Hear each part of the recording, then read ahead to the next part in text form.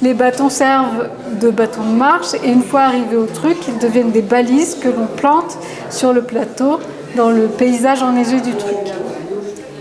Et ces balises, on renseigne les coordonnées GPS, leurs coordonnées GPS, et ce sont ces coordonnées qui sont associées à des sons.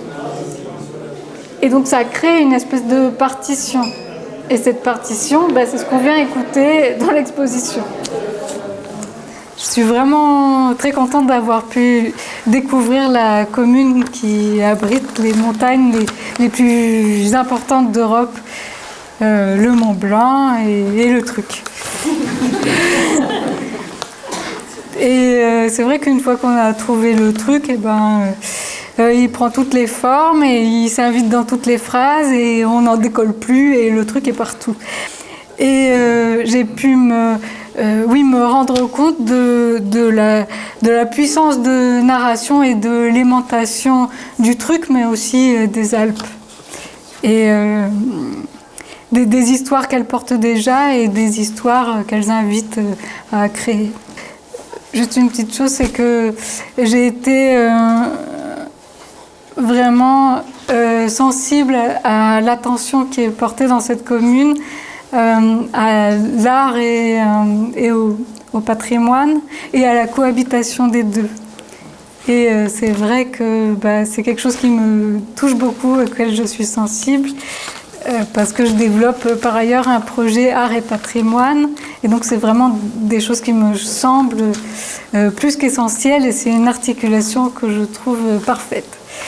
Oui, je suis en train de développer un projet art et patrimoine dans les Pyrénées et j'espère qu'une fois qu'il sera abouti, on pourra faire chanter les montagnes ensemble des Pyrénées aux Alpes et des Alpes aux Pyrénées.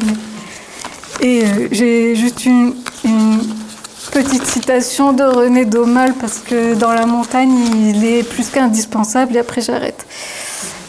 Donc René Daumal, dans La montagne comme langage, dit « Ne pouvant courir les montagnes, je les chanterai d'en bas.